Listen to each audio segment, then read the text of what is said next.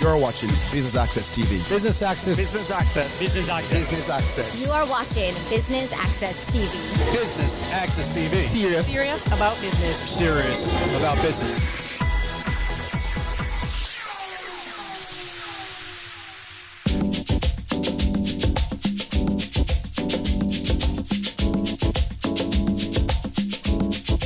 They are best known for their bananas, but be it pineapples or coconuts, whichever fruit or food, just know it's 100% Jamaican. I'm talking about Jamaica producers through their brand St. Mary's. Hi, I'm Javon Keys and Business Access TV is here to bring you the launch of their Heritage Project, which is a national initiative geared towards improving the nutrition of students in schools. Stay tuned.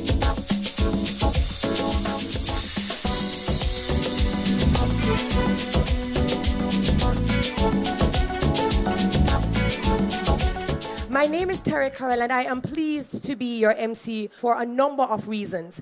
Number one, we will be having the JP St. Mary's Farm Tour, but more importantly, we will also be launching the Heritage Project.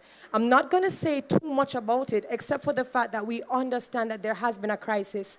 We understand that children are going to school that are malnourished or are not choosing the right options, no fault of their own. And as much as there are feeding programs in schools, these feeding programs also need support. And so I'm so happy about the initiative that JP St. Mary's has decided to do called the Heritage Project. Number two, I am a St. Mary's baby. Not that I was born in the parish, but I eat St. Mary's banana chips all the time. The last time I hosted the launch, I wore a dress that was like banana chippy, plantain chippy. So when I heard that they were going to do the farm that has bananas and it also has pineapples, and then there's JP and then there's JP tropical food, I decided to come looking like a tropical banana. Did I do okay? All right. St. Mary's banana chips is the only chips that I buy. My household, my family, this is the only banana chips that we buy. Every year, round about September, I typically do a trade visit with my team. Nelita White has done it many times with me. David Martin has done it many times. We choose a place and go deep, whether it's Coronation Market or Princess Street or the bus term parade, Halfway Tree. This year, we decided we would go to schools with a view to understanding the competition, understanding the pricing, the point of sale experience. We went to a very large, and I won't name it, primary school in Kingston. Had over 1,000 students. Walked through the canteen, looked at the competition, looked at what was available. And before I could leave the school, an administrator came up to me and tapped me on the shoulder and said, "Mr. Hall, the principal would like to see you in her office." Now, as somebody, as you know, Aaron, who had his own days in school, that was something I take very seriously. And so we went quickly to the principal's office. And the principal said, "Mr. Hall, you need to know something. And I think everybody here should know this as well." She said, "You can give a student a uniform, you can give them books, a pen, a pencil, a paper, a school desk, a classroom, a teacher, but if you don't give them a breakfast, you've just wasted 100% of your money." And she said, "Mr. Hall, I need you to tell your board, Mr. Johnston, and your shareholders to do something about that." Well, it's a tall ask, and I figured, how do we find a win-win solution? But as I left the office that day, I heard the definitive answer, because lined up outside her office were 1,000 students. The promise of Jamaica, dressed up, poised, ready to take charge. And they were saying, and I realized upon hearing that there's got to be a win-win. And with that, we decided to push forward and announce for you today, with the full support of our board, shareholders and team, in answer to that pledge, the Heritage Project. That commitment, in honor of our 90th anniversary, is to make 1 million pounds of bananas in our 90th year, and we will carry it forward if it works. 1 million pounds of green bananas grown right here on this farm at the rock bottom price, all-time low of $5 Jamaican per pound to every public school in Jamaica.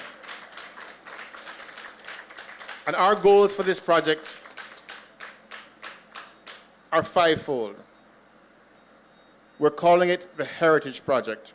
Firstly, the Heritage Project must not introduce any stigma in how meals are provided every day.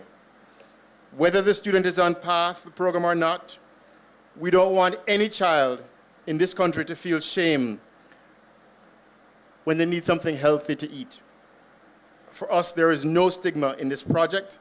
It is not a handout. It is an investment available to everyone, for everyone. Secondly, the Heritage Project, Minister Tufton, as you have said, must create an opportunity to teach lifelong healthy eating skills and habits. The plan is to make green bananas form part of a delicious and healthy meals. We're working with chefs and food technologists to help kids develop a taste for fresh, nutritious food and to form healthy eating habits.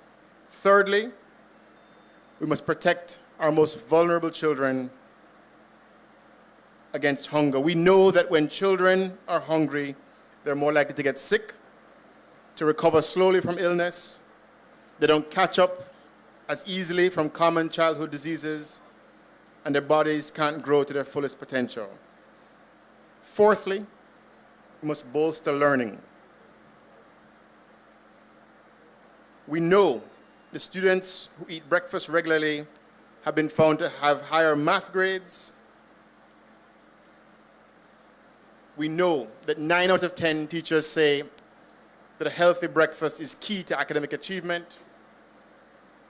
We know that a healthy breakfast leads to a 17.5% increase in math students from students who consistently start their day with a healthy meal. Finally, and importantly, the Heritage Project must be widely available to every public school, and it must be known to be widely available. And we're not bringing any ego to this project. We're willing to partner with anyone who can help to make this a full success. Ladies and gentlemen, we at JP, we produce about 14 million pounds of bananas every year on this farm. And we know that we have the soil, the land, we have the sunshine to produce 7% more bananas and to make this happen. Because above all else, we have the people, and they're here today. A team of over 200 team members. And frankly, this is their gift. And we want you to see firsthand what they do so that you can thank them. And we can thank them together for what we're going to do on behalf of Jamaica. And this is why we've asked you to join us today.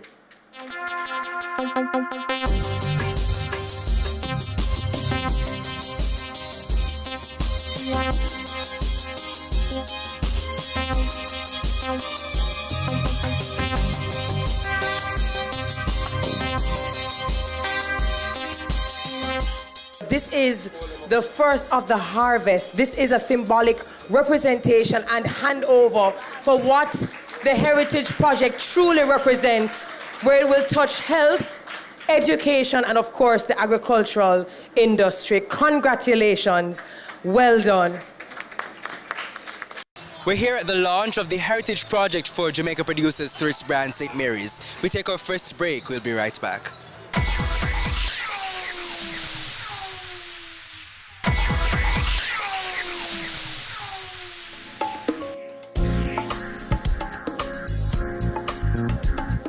Welcome back. You're tuned into BATV's coverage of the launch of Jamaica Producers through its brand St. Mary's Heritage Project. We head back to the stage. It's one thing to hear the call. It's another thing to actually act upon it. It's one thing to talk the talk. It is another thing to actually walk the walk. And the fact that the principal had that moment with him and he took it back to the board, and this is the manifestation, speaks to what JP is all about. So congratulations again. Up in the hills where the streams are cool, and mullet and jamba swim in the pool. I have 10 acres of mountainside, and a dainty foot donkey that I ride. 4 grows Michelin, 4 Lacatan, some coconut trees and some hills of yam. And I pasture on that very same land, like she was and a big black ram. That's my God, and this big right hand is the property of a banana man. I leave my yard early morning time and set my foot to the mountain climb. I bend my back to the hot sun and my cutlass rings on the stony soil. Plowing, weeding, digging, planting, till Master Sun drop back to jump from mountain.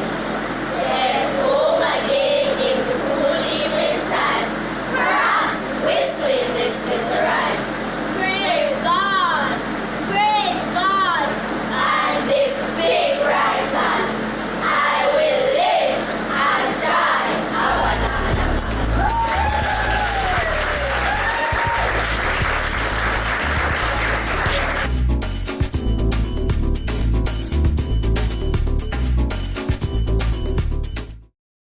So we spoke about the Heritage Project having many tentacles in the health, the education, and as well as the agricultural sector. At this time, I'm going to invite the Honorable Floyd Green, State Minister in the Ministry of Education, Youth and Information, to kindly bring his greetings. Please make him welcome. Well, I am very, very happy to be here. And I really want to start by first congratulating the JP Group. I think 90 years for any company is an exceptional feat. And I think we should give them a big, big round of applause.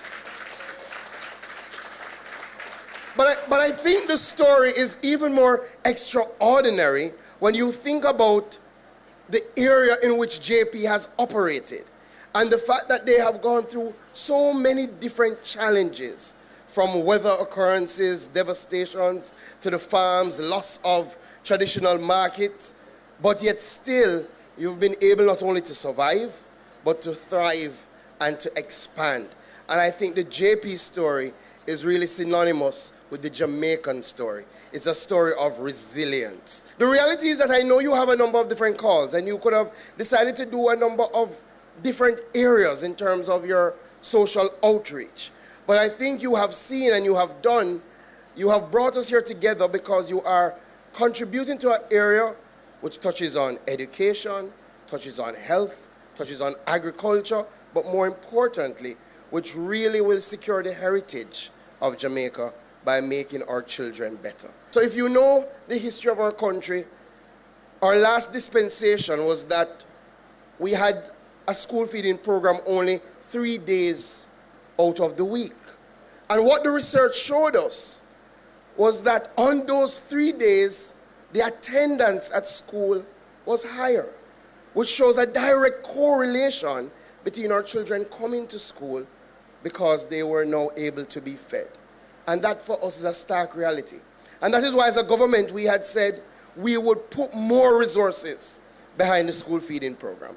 So last year we put an additional $2 billion into our school feeding program to bring up our total spend to $4.7 billion, to move from 3 days per week to finally move to 5 days per week, 1 meal a day for 5 days per week. We've gone a bit further because we polled our schools to see what was the difficulty in offering a school feeding program. And a number of them said we had challenges paying for our chefs. And as such, this year the government has taken on the responsibility to pay for all the chefs in our public schools. We now pay for over 1,000 chefs across our public schools. We also recognize that one of the challenges was the kitchen space. And as such, we have been on a 2-year drive to improve the kitchens of our schools. This year we're spending over $200 million to improve our kitchens across our public schools. So we have taken significant steps, but quite frankly, still not enough. I think all of us would not only want to provide 1 meal per day, but we would want to have a school feeding program that is able to provide breakfast and lunch. And the only way we can achieve that is through partnership. And that is why I truly applaud and welcome this move by JP. And I can tell you, I speak on behalf of the ministry, but also on behalf of the schools and on behalf of our children, that we welcome this move. And that this is a game-changing move to really strengthen our school feeding program. And there's another element that I think this project does. Not only will it allow us to expand the reach of our school feeding program, we have been grappling with for a long time as a country, how can we get more nutritious products into the hands of our children? So it's one thing to be able to provide lunch, but the other issue, which I'm sure Dr. Tufton will speak to, is what do you provide? Is what you are providing really helping the children in terms of their health, in terms of their nutrition? And the good thing with this project is that there's no question that putting green banana into our menus will provide a nutritious, healthy solution for our children. Plus, it will provide a product which is Jamaican. And we have been again grappling with how can we ensure that in our school feeding program, we're eating what we actually grow. So I think this is sending a wonderful message. So I will end where I started. We welcome, endorse, and applaud this move.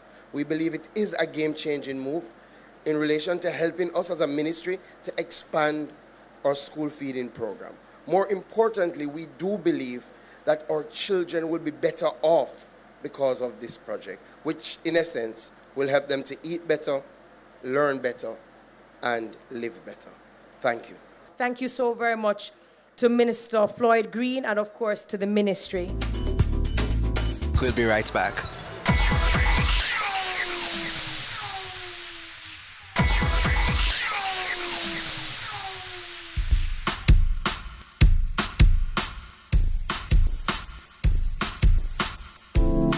I will now invite Dr. the Honorable Christopher Tufton, Mr. Jamaica Moves himself, to bring his greetings. I must tell you, I feel like I'm on very familiar territory.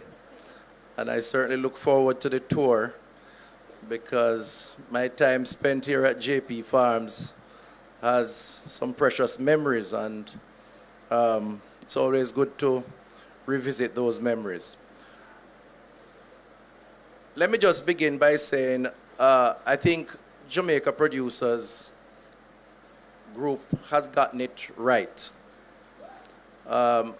This is a company that is 90 years old, which clearly has demonstrated longevity, and you don't do things wrong and last for 90 years.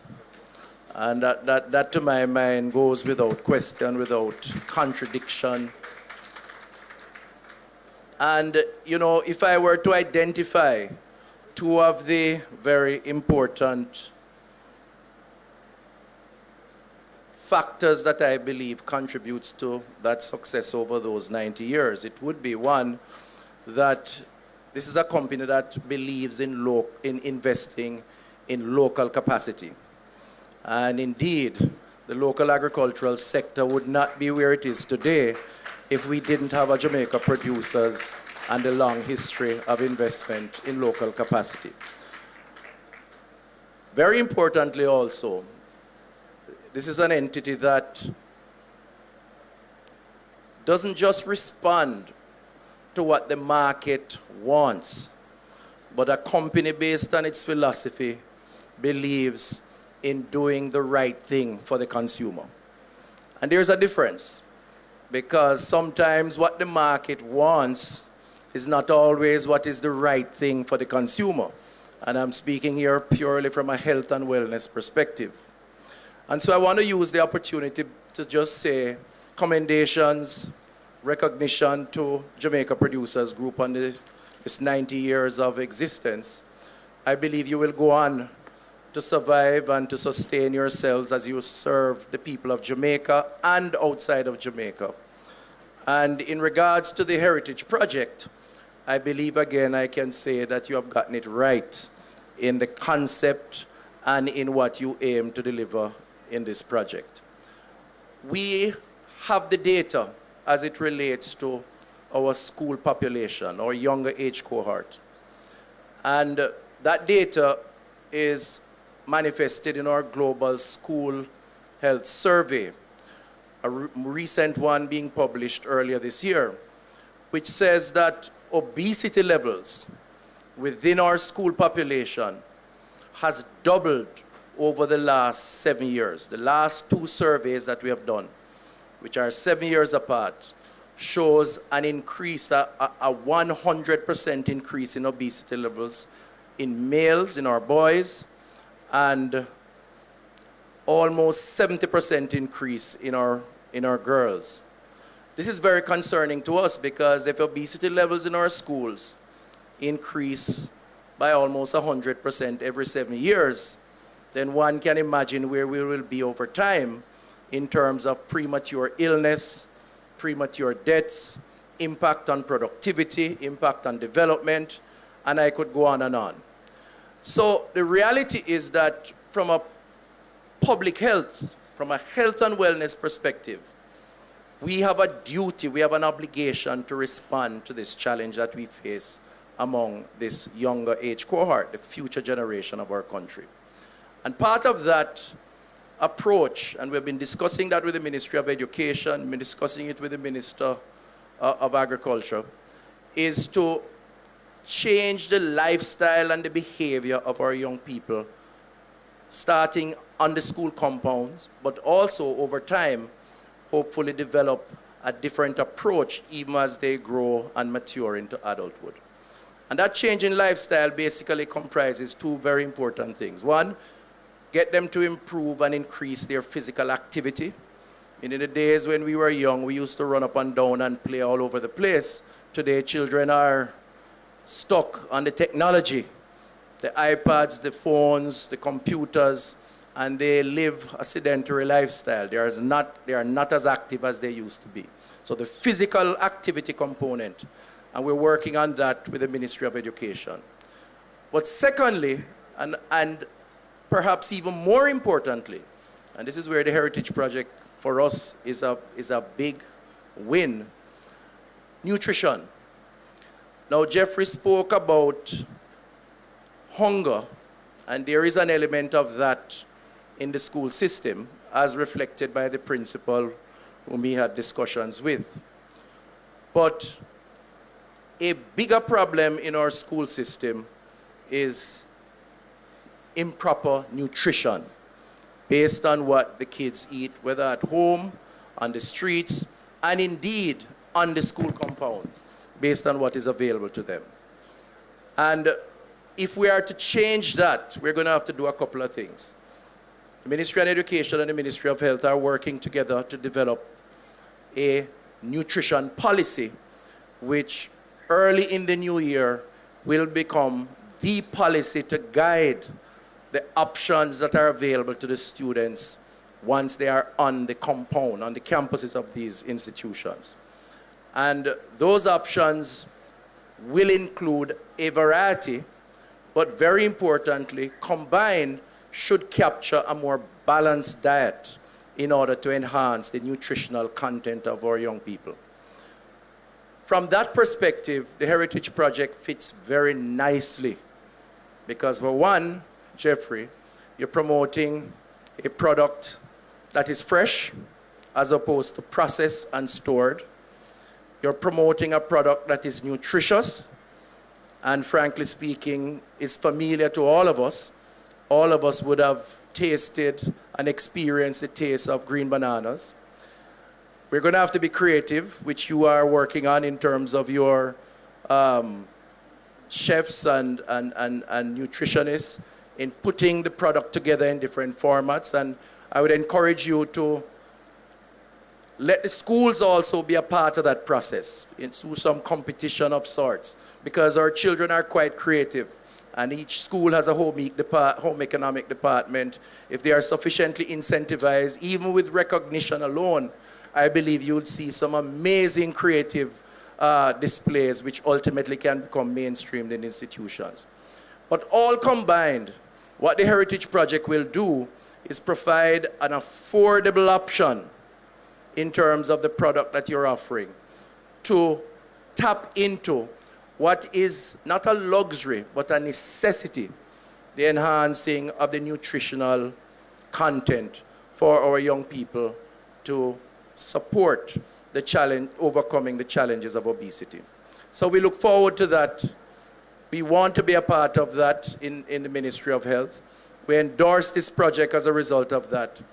And I don't want to say much, but Jeffrey and I and the team that is involved with the Jamaica Moves program are working together, having discussions, and in the new year, you will hear some finer details as it relates to the Heritage Project and Jamaica Moves in Schools, which we will launch come early January.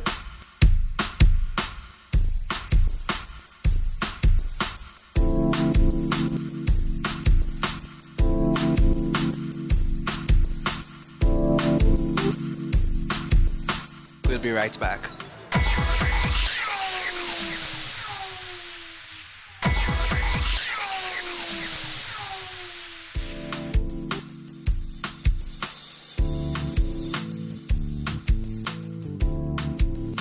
Welcome back. You're tuned into BATV's coverage of the launch of Jamaica Producers through its brand St. Mary's Heritage Project. I'm almost overwhelmed at the potential of this project. Not just for the project itself, but the inspiration that it can provide on a wider scale to include every small farmer in this country, which numbers almost 240,000 people. It's the largest single employment group in the country. Feeding our children, nutrition, with what we grow, is a prosperity plan. And indeed we need to. Because in the 1960s, there were two other countries that were pretty close to our level of growth. Singapore and Israel. Today, Singapore, that is the size of Hanover, one parish, their per capita income is 60,000 United States dollars per person. In Israel, that is surrounded by desert land, they have to extract salt water from the sea to irrigate agricultural land. And the level of agriculture there, Charlie tells me he's been there 3 times. And even at one time, I believe, had an Israeli citizen here working with you, bringing in that technology. Their per capita income in Israel today is 40,000 United States dollars. You know what ours is? Less than 6,000 United States dollars. So, moving from poverty to prosperity, with the vast acreages of arable, idle land that we have in this country, moving from poverty to prosperity must no longer be a slogan. It has to be a way of life. And we have a lot of catching up to do, and very fast. This has been an extraordinary week for me, outside of opening my clinic with Dr. Tufton. I met with a young man, a Jamaican, 35 years old, who is a nutritionist and has made it his mission to encourage and promote eating Jamaican food. His name is Peter Ivy. And he has formed a company called Mission Food Possible. You hear the name? Mission Food Possible. One of the things he showed me was a list of foods produced in Jamaica, including banana, pumpkin, sweet potato, right down the line. And guess what? The nutritional value of every one of them was better than the imported flour and the imported rice. Every one of them without exception. Then the second one we had this week was the launching at the Ministry of Agriculture, RADA offices, a tourism agri-linkages exchange program.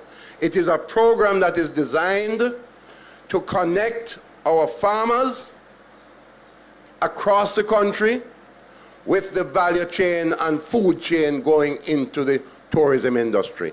Because far too much of the food our tourists are eating are literally flying in on the planes with them, while we have idle lands and idle hands. Then, the final project I want to mention to you, which is very much, this launch today can be seen as the hub and the beginning of that process. An ambitious plan that we have to feed all our children in schools. Feed them. Right now, 80% of what our children eat is imported. Can you imagine that? And a lot of it is basically flour, rice, and bag juice. You know what I'm talking about. Sugar and water. That's it. Flour, rice, sugar, and water. Unacceptable is what my 9-year-old daughter would say. Unacceptable.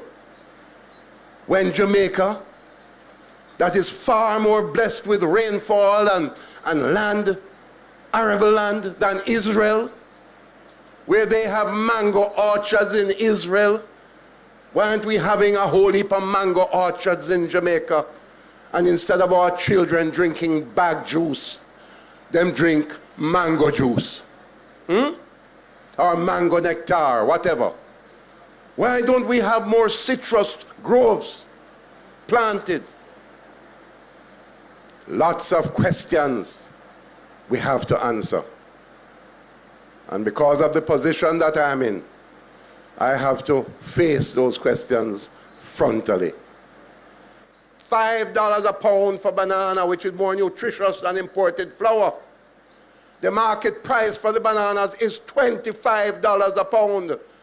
And we're getting it for our schools from JP for $5 a pound.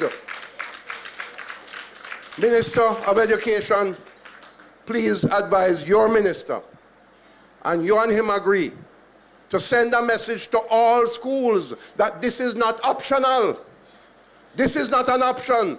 They must embrace this opportunity for our children.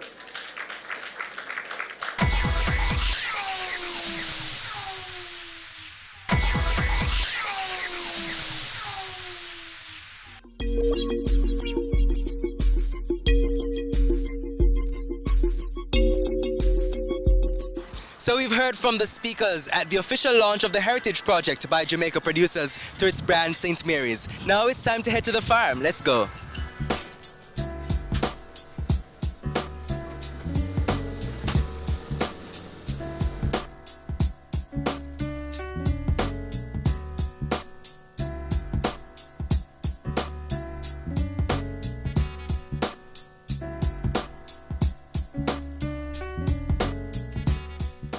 Tell us, Ms. Goldburn, how did this idea come about? Well, as you know, Jamaica Producers has been in the farming business for 89 years. In April next year, we actually celebrate our 90th anniversary. And so we wanted a project that would make an impact, a project that was bold. Every year we actually go to the different channels that we serve and we take a look and we look at what's happening. And so this year we decided to actually visit some of the schools. And so as early as September this year, we went into a few schools and we took a look and we wanted to understand what was happening. And we really saw that there was a need for us to create a program where every child must be fed. And so we sat down, we conceptualized, and we thought, we're in the business of farming. It is our core business that we do. In celebration of 90 years, why not make bananas available to every single child in Jamaica? And certainly an idea that I'm sure will take on. But how has the support from schools been so far? Have schools expressed interest in being a part of the program so far? Well, today is actually the launch of the project, meaning that we have already gotten our partners on board. We have the support of the Ministry of Education, we have the support of the Ministry of Health, and of course we couldn't do this without the Ministry of Agriculture. And so all three ministers were actually here today in support of the project. We actually began this project in January 2019, and that's when we'll actually do our first deliveries for this project. What we've been doing now is really going out, calling these schools, and I mean, we have over 20 schools that have expressed interest, that have already signed on to the project. And I think this is really phenomenal because we are now looking to corporate entities to say that we will partner with you. We don't have a problem partnering with any corporate entity. And so we're asking any corporate entity, you can sponsor a school of your choice. You know, call us, we'll have a conversation, tell us who you want to sponsor. And even if you want to give $1,000 for the week at $5 per pound, that's more than enough to take care of the children within the school for that week. We have started this project we're looking at it as a one-year project because it's our 90th anniversary, but based on the feedback that we've gotten, we're definitely looking to extend it past the one-year mark. And are there considerations to also add some of your other stuff like the pineapples and the coconuts? Well, we will look at what we can add, but for now we're actually focused on green bananas. One of the things that so today we spoke heavily about schools and being able to provide them with the food, but we're also looking to add healthcare onto this and also register charities. So that's the long-term view of the project. In the next couple of months, I want to say later on into 2019, we'll be able to offer this product to healthcare institutions, hospitals, registered charities. So we're talking about Food for the Poor, Father Who Long. You know, they can come in and they can actually sign up, and at $5 per pound, I think the entire Jamaica can be fed. Certainly, and it's going to, I'm sure, be a big help to many of these persons. Thank you so much for sharing with us. Thank you so much for having me. You're welcome.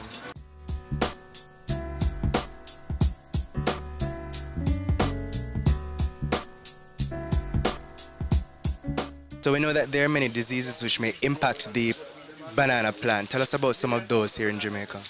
Well, the main disease here is sigatoka. It's a disease burn the leaves. If you are able to see in the tips of the leaf, you will see some burn. That is the disease. We are implemented a new practice. This practice was developed some years ago in Africa, and only in Honduras, in my country, they established that practice, and we are doing here. And is eliminate the underleaves.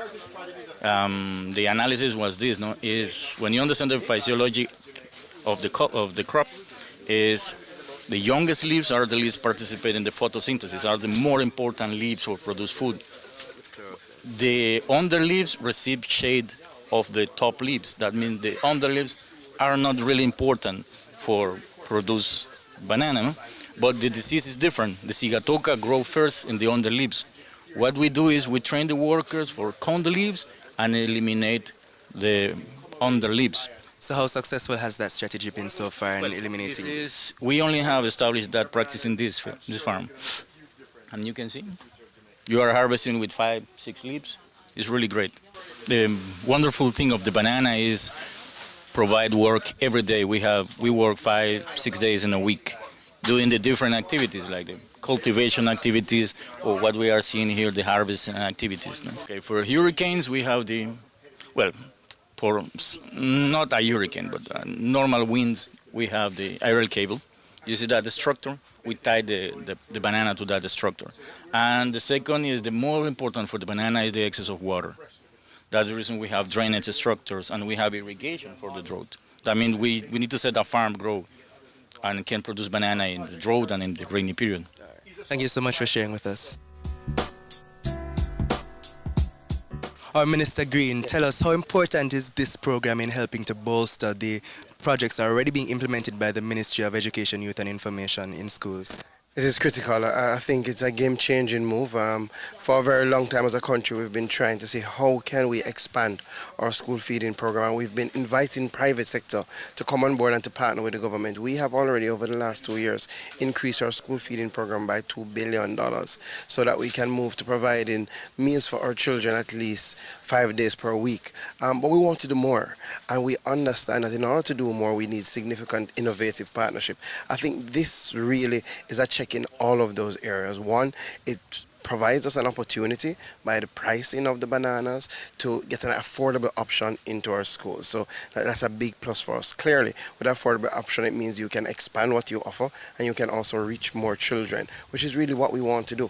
But more importantly, I think it sends a great signal that we can find ways to use our local grown produce in our school feeding program in a way that ensures that we have more nutritious meals and that we have just a better program overall. So for us, it's a positive step, and it's great that it's being really driven by the private sector. I think it will inspire other members of the private sector to look and see how they can creatively come up with ways to help the school feeding program. You know, it doesn't have to be actual money resources into our school to help the program, but things like this. And clearly, I think even this project, the fact that JP is making these bananas available, now other private entities can look on and say they may want to provide the bananas using this for the school. And I think that would go a far way in helping us.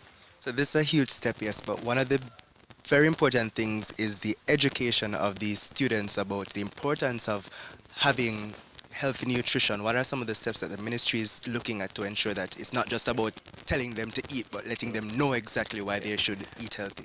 You know, over the last few years, we have really taken a strategic approach in relation to engaging our canteens, engaging our chefs. Each summer we now bring them together to look at more nutritious items that they can provide. We've also been bringing them together to look at how they can incorporate our locally grown food items into what they provide, because oftentimes, you know, if they're able to use like a banana, like a potato in a creative way, then it breaks down some of the barriers in terms of continuing with the same that normally is provided to our children. We've seen a great take-up on that. Clearly, one of the I would say the stumbling blocks is price point, right? In a school feeding program, you want to treat it as much children as possible. So as such, oftentimes you're looking at the cheapest option. The cheapest option may not necessarily be the most nutritious option. So clearly, as a ministry, what we're trying to do is to engage our private sector. How can we align the most nutritious option at a price point that will make it affordable for us to really provide it to our children? I think that is what JP has done. They've been able to align a nutritious option with a price point that's affordable that now can be engaged through our schools. All right, could you tell us how the schools will be selected for this program? Is it that they express interest? You know, the beauty is that it's an open offer. It's an open offer to all public schools, and I think we should make the point. In all public schools, not just at the primary and secondary level, even our early childhood institutions, right? So it's an open offer that any public institution can get the bananas at this point. So that is the beauty of the offer. I think what we have to do now as a ministry, working with our partner at JP, is see how we can ensure we set up distribution channels to make it even easier for them to access it. So the offer is there.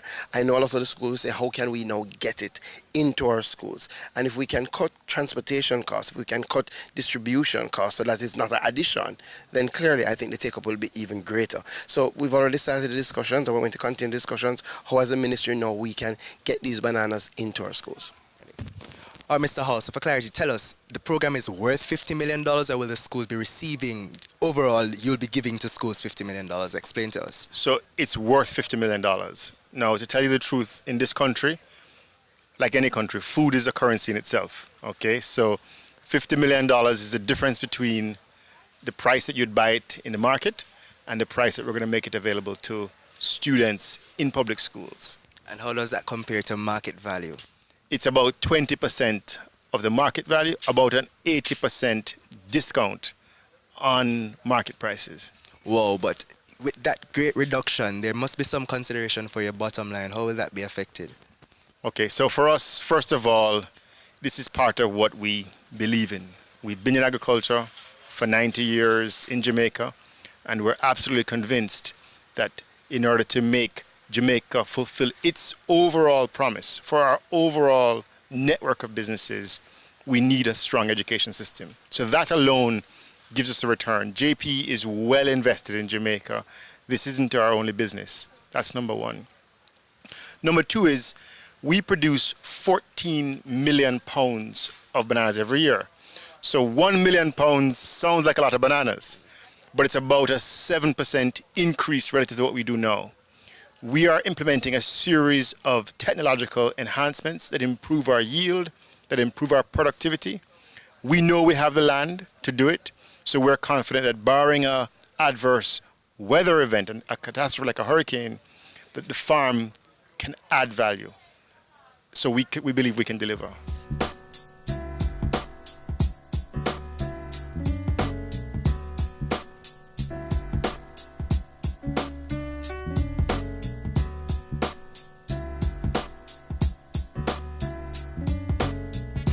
Well, from a health and wellness perspective, we are very concerned about obesity levels in our schools. In fact, the last global school health survey suggests that the obesity levels are doubling every 7 years, which means that our children are more susceptible to illnesses, which clearly will affect their development, their growth, their learning capacity, and ultimately premature illnesses and death. So for us from the health ministry, we have to respond. And part of that response is the introduction of Jamaica Moves in schools, which has a physical activity component, but also a nutrition component. That nutrition component is going to be guided by the school's nutrition policy that we're developing with the Ministry of Education. And a big part of that is how do we get our kids to eat more local, more fresh, more balanced diet. And the Heritage Project by Jamaica Producers certainly has introduced a fruit, the banana, that will certainly tie very nicely into that program. So we endorse and support the program because it is in keeping with what we need to promote as part of the overall health and wellness of our kids. But speaking about the existing program, tell us a little bit about the challenges that have been faced to implement the program and how this initiative also helps to somewhat mitigate against some of those issues. Right. So in terms of nutrition, one of the challenges that you will face quickly is what is available to be able to provide a fresher, healthier alternative. This program clearly makes the fruit, banana, available.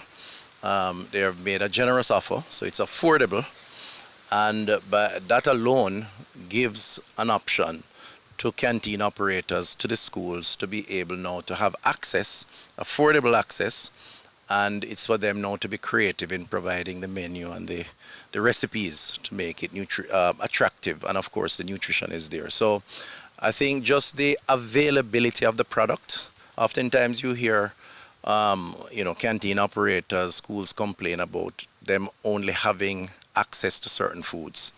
And what JP has done by manufacturing, packaging a specific offer that's affordable, it will certainly give the school the opportunity to access, and that's good.